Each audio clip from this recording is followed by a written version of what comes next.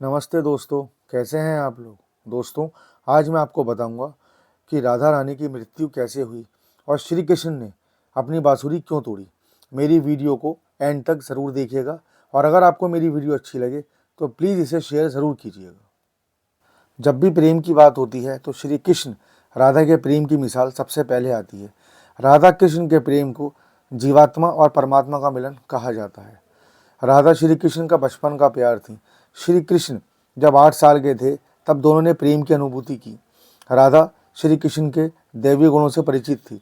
उन्होंने जिंदगी भर अपने मन में प्रेम की स्मृतियों को बनाए रखा। यही उनके रिश्ते की सबसे बड़ी खूबसूरती है। कहा जाता है कि श्री कृष्ण को केवल 2 ही चीज़ें सबसे ज़्यादा प्रिय थी। यह दोनों चीज़ें भी आपस में एक दूसरे से गहराई से जुड़ी हुई थी, बांसुरी और राधा। श्री कृष्ण की बांसुरी की धुन ही थी जिससे राधा श्री कृष्ण की तरफ खिंची चली गई। राधा की वजह से श्री कृष्ण बांसुरी को हमेशा अपने पास ही रखते थे। भले ही श्री कृष्ण और राधा का मिलन नहीं हो सका, लेकिन उनकी बांसुरी उन्हें हमेशा एक सूत्र में बांधे रही। श्री कृष्ण के जितने भी चित्रण मिलते हैं उनमें बांसुरी जरूर रहती है। बांसुरी श्री कृष्ण के राधा के प्रति प्रेम का प्रतीक है। वैसे तो राधा से जुड़े कई अलग अलग विवरण मौजूद हैं, लेकिन एक प्रचलित कहानी मैं आपको बताने जा रहा हूँ। भगवान श्री कृष्ण से राधा पहली बार तब अलग हुई जब मामा कंस ने बलराम और कृष्ण को आमंत्रित किया। वृंदावन के लोग यह खबर सुनकर दुखी हो गए। मथुरा जाने से पहले श्री कृष्ण राधा से मिले थे। राधा कृष्ण के मन में चल रही हर गतिविधि को जानती थी। राधा को अलविदा कह कृष्ण उनसे दूर चले गए। श्री कृष्ण राधा से वादा करके गए थे कि वो वापस आएंगे, लेकिन कृष्ण राधा के पास वापस नहीं आए। उनकी शादी भी रुक्मणी से हो गई। रुक्मणी ने भी श्री कृष्ण को पाने के लिए बहुत जतन किए थे। श्री कृष्ण से विवाह के लिए वह अपने भाई रुक्मी के खिलाफ चली गईं। राधा की तरह वह भी श्री कृष्ण से प्यार करती थी। रुक्मणी ने श्री कृष्ण को एक प्रेम पत्र भी भेजा था कि वह आकर उन्हें अपने साथ ले जाएं। इसके बाद ही कृष्ण रुक्मणी के पास गए और उनसे शादी कर ली। श्री कृष्ण के वृंदावन छोड़ने के बाद से ही राधा का वर्णन बहुत कम हो गया था। राधा और कृष्ण जब आखिरी बार मिले तो राधा ने कृष्ण से कहा कि भले ही वो उनसे दूर जा रहे हैं, लेकिन मन से श्री कृष्ण हमेशा उनके साथ ही रहेंगे। इसके बाद कृष्ण मथुरा चले गए और कंस और बाकी राक्षसों को मारने का अपना काम पूरा किया। इसके बाद प्रजा की रक्षा के लिए कृष्ण द्वारका चले गए और द्वारकाधीश के नाम से लोकप्रिय हुए। जब कृष्ण वृंदावन से निकल गए तब राधा की जिंदगी ने अलग ही मोड़ ले लिया था। राधा की शादी एक यादव से हो गई। राधा ने अपने दाम्पत्य जीवन की सारी रस्में निभाई और बूढ़ी हो गई, लेकिन उनका मन तब भी श्री कृष्ण के लिए ही समर्पित था। राधा ने पत्नी के तौर पर अपने सारे कर्तव्य पूरे किए और दूसरी तरफ श्री कृष्ण ने अपने दैवीय कर्तव्य निभाए।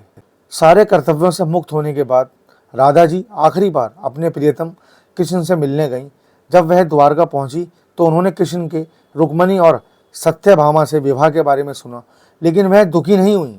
जब श्री कृष्ण ने राधा को देखा तो बहुत प्रसन्न हुए। दोनों संकेतों की भाषा में एक दूसरे से काफ़ी देर तक बातें करते रहे। राधा जी को कान्हा की नगरी द्वारका में कोई नहीं पहचानता था। राधा के अनुरोध पर कृष्ण ने उन्हें महल में एक देविका के रूप में नियुक्त किया। राधा जी दिन भर महल में रहती थीं और महल से जुड़े कार्य देखती थीं। मौका मिलते ही वह श्री कृष्ण के दर्शन कर लेती थीं, लेकिन महल में राधा ने श्री कृष्ण के साथ पहले की तरह का आध्यात्मिक जुड़ाव महसूस नहीं कर पा रही थी। इसलिए राधा ने महल से दूर जाना तय किया। उन्होंने सोचा कि वह दूर जाकर दोबारा श्री कृष्ण के साथ गहरा आत्मीय संबंध स्थापित कर पाएंगी। उन्हें नहीं पता था कि वह कहाँ जा रही हैं, लेकिन भगवान श्री कृष्ण जानते थे। धीरे धीरे समय बीता और राधा बिल्कुल अकेली और कमज़ोर हो गई। उस वक्त उन्हें भगवान श्री कृष्ण की आवश्यकता पड़ी। आखिरी समय में भगवान श्री कृष्ण उनके सामने आ गए। श्री कृष्ण ने राधा जी से कहा वह उनसे कुछ मांगे, लेकिन राधा जी ने मना कर दिया। कृष्ण के दोबारा अनुरोध करने पर राधा जी ने कहा वह आखिरी बार उन्हें बांसुरी बजाते हुए देखना चाहती हैं। श्री कृष्ण ने बांसुरी ली और बेहद सुरीली धुन में बजाने लगे। श्री कृष्ण ने दिन रात बांसुरी बजाई जब तक राधा आध्यात्मिक रूप से कृष्ण में विलीन नहीं हो गई। बांसुरी की धुन सुनते सुनते राधा ने अपने शरीर का त्याग कर दिया। हालांकि भगवान श्री कृष्ण जानते थे कि उनका प्रेम अमर है, बावजूद वह राधा की मृत्यु को बर्दाश्त नहीं कर सके। कृष्ण ने प्रेम के प्रतीकात्मक अंत के रूप में बांसुरी तोड़कर झाड़ी में फेंक दी।